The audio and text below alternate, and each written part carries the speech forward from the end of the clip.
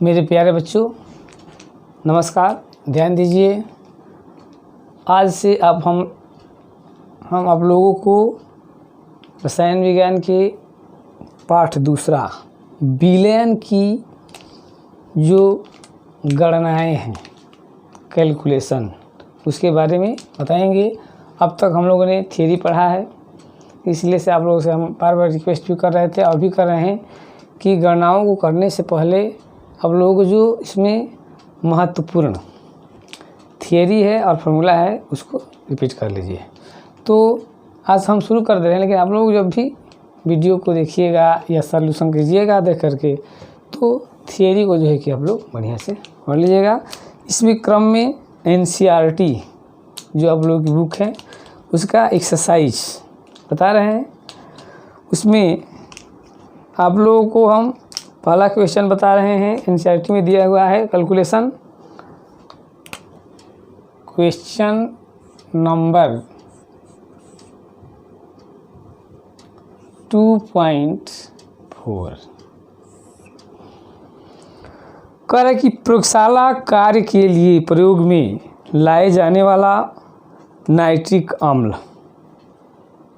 प्रयोगशाला कार्य में प्रयोग में लाया जाने वाला नाइट्रिक अम्ल द्रव्यमान की दृष्टि से नाइट्रिक अम्ल 68% है। ठीक है ना। जो नाइट्रिक अम्ल प्रयोगशाला में यूज किया जा रहा है वह भार के अनुसार कितना है, 68%। उसका परसेंटेज दिया हुआ है कितना, 68। ठीक है। यदि विलयन का घनत्व, क्या चीज़, घनत्व दिया हुआ है, घनत्व D इक्वल कह रहा है कि 1.504, घनत्व दिया हुआ कितना, 1.504 हो, तो अम्ल के इस नमूने की मोलरता ज्ञात कीजिए। क्या फाइंड करना है, मोलरता।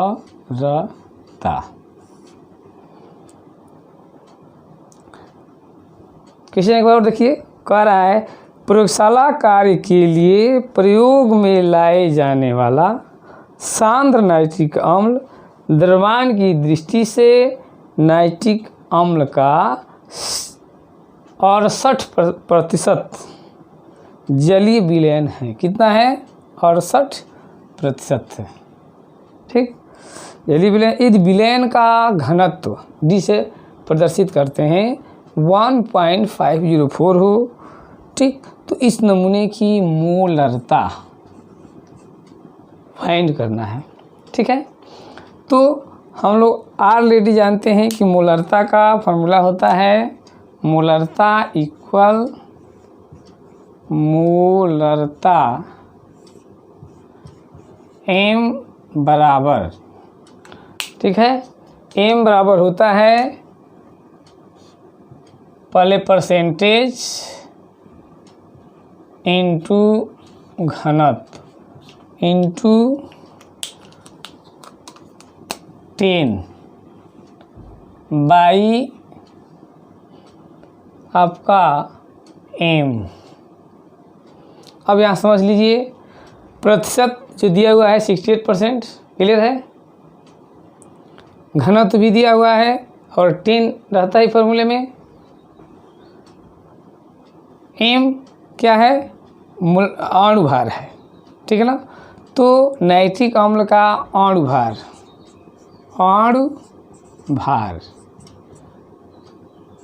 बराबर नाइट्रिक अम्ल जोड़ लेंगे तो 63 ग्राम होगा। ठीक है ना। तो अब रख देते हैं हम लोग वैल्यू, कितना है परसेंटेज, 68% इंटू डेंसिटी दिया हुआ है घनत्व 1.504 गुणे 10 और बटे में M दे दिया हुआ है 63। अब इसको हम लोग सॉल्व कर लेंगे, कैलकुलेट करेंगे, तो आपका आएगा 16.23। ये हमारा आंसर हो जाएगा। ठीक है। तो इसको आप लोग क्वेश्चन को कर लीजिए, ठीक है ना। अब इसी क्रम में हम दूसरा क्वेश्चन बता रहे हैं। हाँ, तो देखिए एक बार फिर से दिखाई नहीं पड़ रहा था। क्या करना है हम लोगों को, प्रतिशत दिया हुआ है, घनत्व दिया हुआ है, मोलरता दी हुई है, ठीक है ना, और अणु भार दिया हुआ है। तो हमें ये अणु भार दिया हुआ मोलरता फाइंड करना है। क्या फाइंड करना है हमें? मोलरता। तो मोलरता फाइंड करना है तो हम मोलरता इक्वल क्या लिखेंगे? प्रतिशत गुणे घनत्व गुणे 10/m, ठीक है।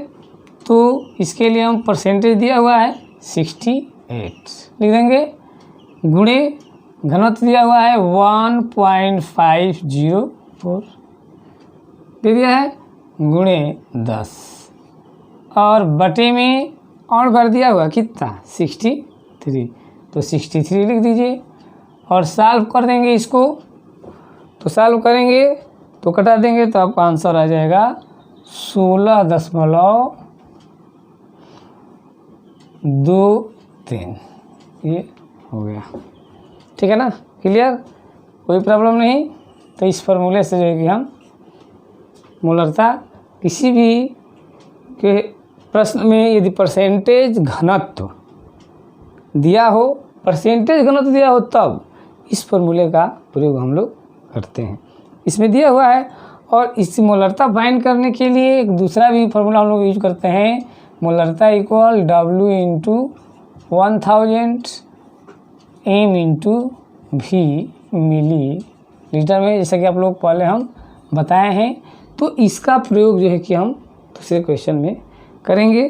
तब तक के लिए ये क्वेश्चन हो गया। अब नेक्स्ट क्वेश्चन हम लोग देखते हैं, ठीक ना, क्या है। तो हमारा नेक्स्ट प्रश्न है आपका, क्वेश्चन है क्वेश्चन नंबर, इसी के आगे वाला प्रश्न है, क्वेश्चन नंबर है आपका 2.5, ठीक है ना। कह रहा है कि ग्लूकोज का एक जलीय विलयन है। किसका? ग्लूकोज का है जलीय विलयन 10%। ये भी इसमें परसेंटेज दे दिया हुआ है, 10% दिया हुआ है। विलयन की मोलरता क्या फाइंड करना है? मोलरता फाइंड करना है। तथा विलयन के प्रत्येक घटक का मोल अंश किसका? प्रत्येक घटक का, प्रत्येक घटक का फाइंड करना है हमें। यदि विलयन का घनत्व कह रहा है कि मोलरता फाइंड करना है और मूल अंश फाइंड करना है। क्वेश्चन कह रहा है कि यदि विलयन का घनत्व जो है कि दिया हुआ है, घनत्व दे दिया है, कितना दिया है घनत्व भाई? दिया हुआ है 1.2 ग्राम पर मिलीलीटर, ठीक है, घनत्व दे दिया है। तो विलयन की मोलरता भी पूछ रहा है, मोलरता।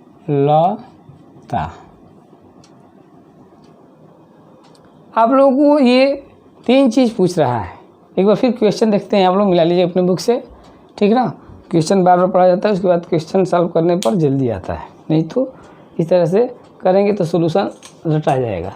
कह रहा है कि ग्लूकोज का एक जलीय विलयन है 10%, मतलब कि ग्लूकोज 100 ग्राम के विलयन में 10 ग्राम ग्लूकोज है, ठीक है ना, 10% मतलब के विलयन की। तो मोलरता पूछ रहा है, क्या पूछ रहा है? मोलरता तथा विलयन की प्रत्येक घटक का मूल अंश पूछ रहा है, ठीक है। यदि विलयन का घनत्व दिया हुआ है तो कह रहा है कि इसका मोलरता भी ज्ञात कीजिए। तो क्रम से जो है कि पहले मोलरता, फिर मूल अंश, फिर मोलरता पूछ रहा है। लेकिन इसके पहले क्वेश्चन में हम लोग क्या निकालेंगे? पहले मोलरता। तो पहले हम उसी फार्मूले से मोलरता को चेक करते हैं। मोलरता m इक्वल क्या हो जाएगा, प्रतिशत इंटू घनत्व इंटू 10 अब बटे में m कौन बार हो जाएगा आपका। तो मोलरता m इक्वल परसेंटेज दिया है ना 10 गुणे घनत्व क्वेश्चन में कितना दिया हुआ है 1.2 10 बटे में ग्लूकोज का अणुभार कितना होता है 180।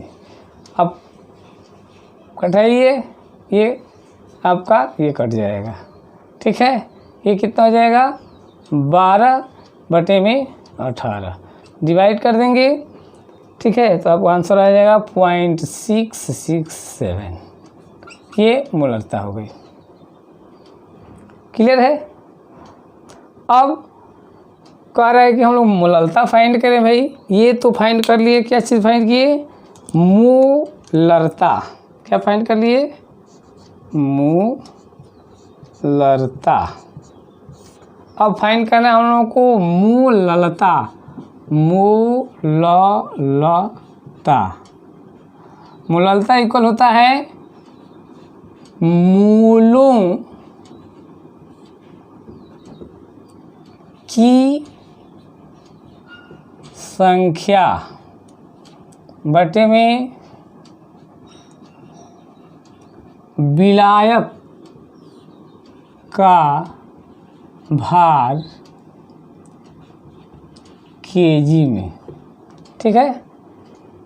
इसको यदि हम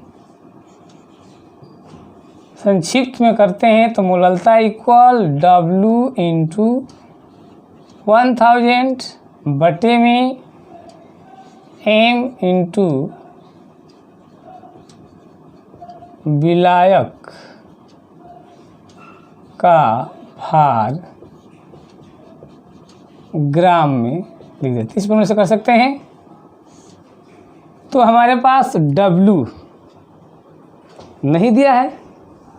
W मतलब कि भार, मतलब कि भार दिया है, नहीं दिया है, दिया हुआ है, ठीक है ना।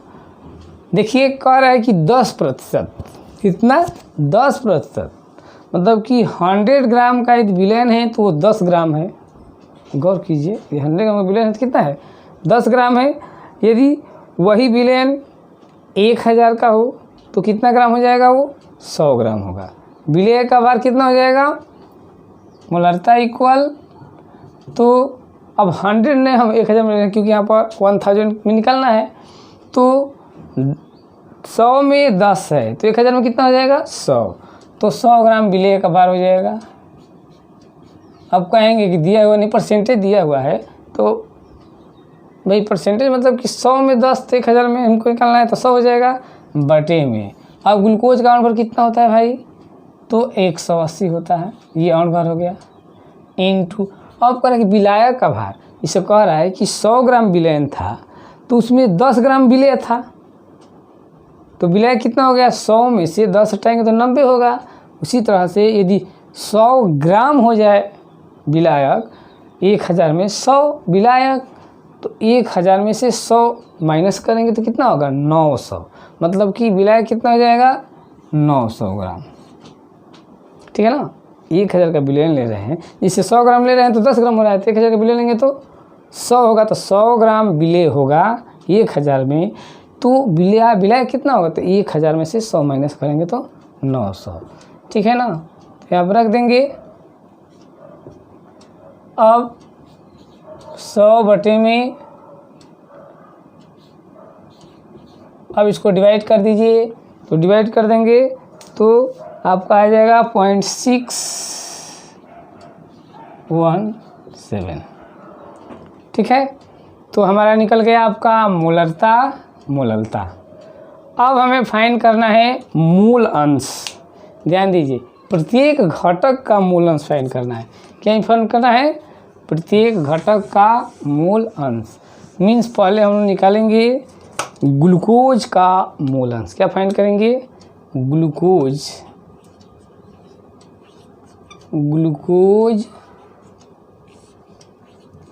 का मूल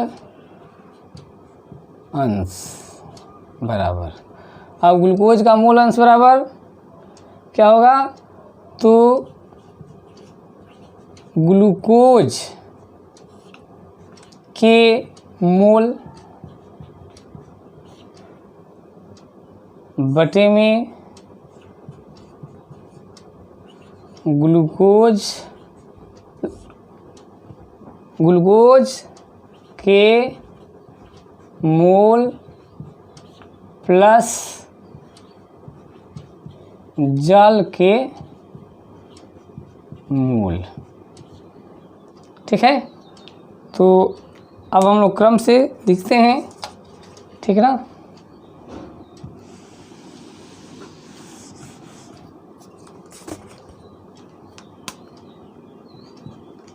आप लोग जब भी क्वेश्चन को जैसे हम करते जा रहे हैं वैसे इस वीडियो को जो है कि रोक रोक करके आप लोग लिखते चलिए, ठीक है ना, क्योंकि लास्ट में पूरा ना आप लोग नहीं लिख सकते हैं क्योंकि छोटी जगह है। ठीक, हम मिलाते चल रहे हैं, आप लोग करते चलिए, उसको रोकते चलिए और जैसे जैसे करें। तो अब ग्लूकोज का मोल अंश निकला, ग्लूकोज के मोल। अब ग्लूकोज की मोल कितना लेंगे भाई हम लोग, तो 10% है ना, मतलब कि ग्लूकोज के मोल मतलब कि W ग्लूकोज का भार बटे ग्लूकोज का अनुभार बटे में ग्लूकोज का भार बटे में ग्लूकोज का अनुभार बटे में जल का भार बटे में जल का अनुभार। ये मोल अंश का फॉर्मूला होता है।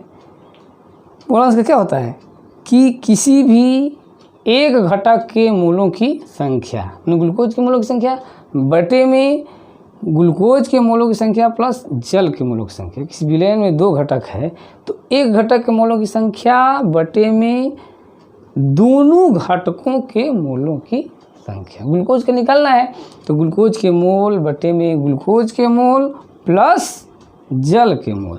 तो ग्लूकोज के मोल मतलब क्या, W। ग्लूकोज कितना है भाई, कहेंगे कहाँ दिया है W, 10%, मतलब कि 10 ग्राम ग्लूकोज है। और ग्लूकोज का अनुभार जब C6H12O6 इसको पूरा जोड़ेंगे हम लोग तो 180 आएगा, तो ये हो जाएगा 180। ये हो गया ग्लूकोज का भार 10 ग्राम क्योंकि 10% है और अनुभार 180। अब फिर बटे में यही लिखना है 10/180 प्लस जल का भार भी कितना होगा, तो 100 ग्राम में यदि 10 ग्राम ग्लूकोज है तो 10 को माइनस कर दीजिए समय से, तो 90 ग्राम क्या हो जाएगा जल। तो 90 बटे में जल का अनुभार H2O का अनुभार निकाल लीजिए, तो 2 + 16 मतलब कितना 18, तो ये हो जाएगा 18। ये हो जाएगा आपका 1/18 प्लस 5। ठीक है, यहाँ तक दिख रहा है ना, और नीचे भी दिख रहा है। तो या देखिए अब इसको डिवाइड कर दीजिए, तो डिवाइड करने के बाद आपका आ जाएगा 0.055 बटे में 0.055 प्लस 5 इक्वल 0.055 बाई 5.055। ठीक है, अब इसको डिवाइड कर दीजिए, तो डिवाइड कर देंगे तो आपका आ जाएगा 0.01। ठीक है, ये हो गया आपका ग्लूकोज का मोल अंश। अब जल का हमें फाइंड करना है तो क्या करेंगे, अब H2O का मोल अंश फाइंड करेंगे। ये तो हो गया आपका ग्लूकोज का मोल अंश, H2O का मोल अंश इक्वल 1 माइनस 0.01 हटा दीजिए तो 0.99। ये हो जाएगा आपका H2O का मोल अंश। ठीक है,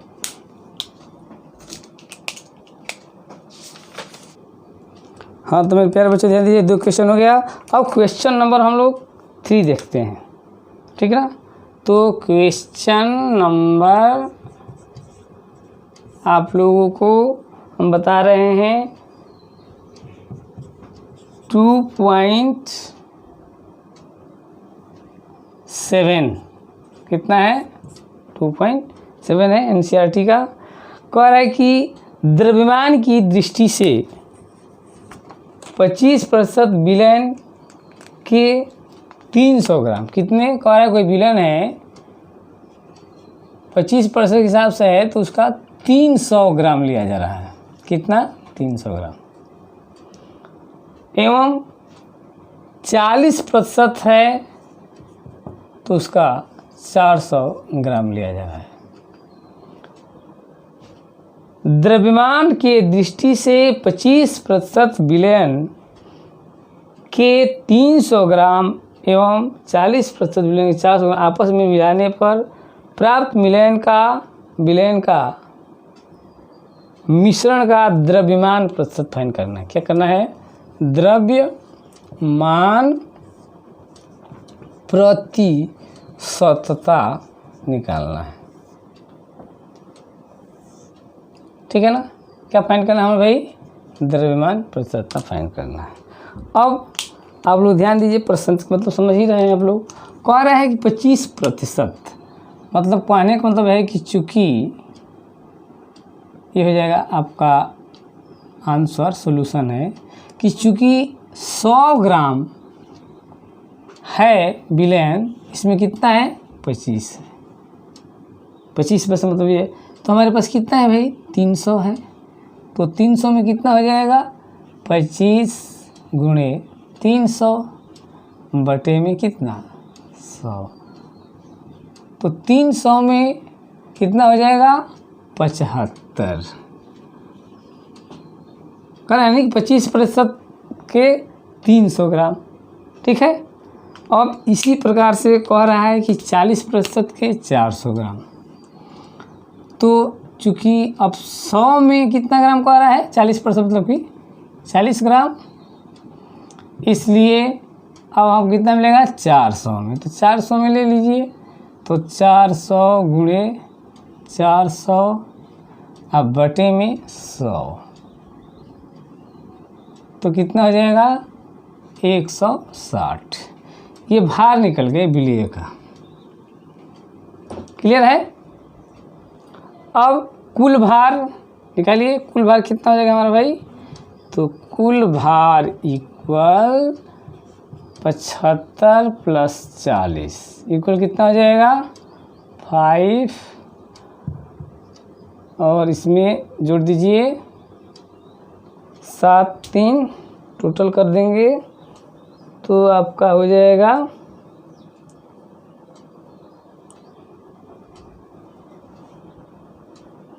25% 160, तो 160 है ना 75 और प्लस 160, तो जोड़िए कितना होगा आपका 5,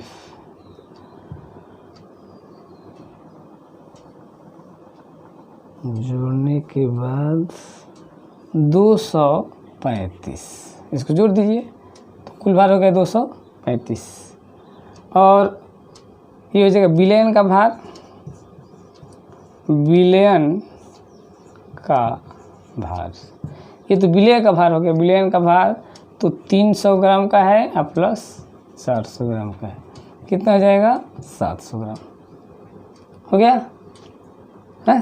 क्लियर है ना।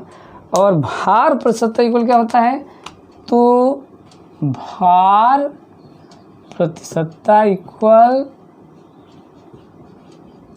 विलय का भार बटे में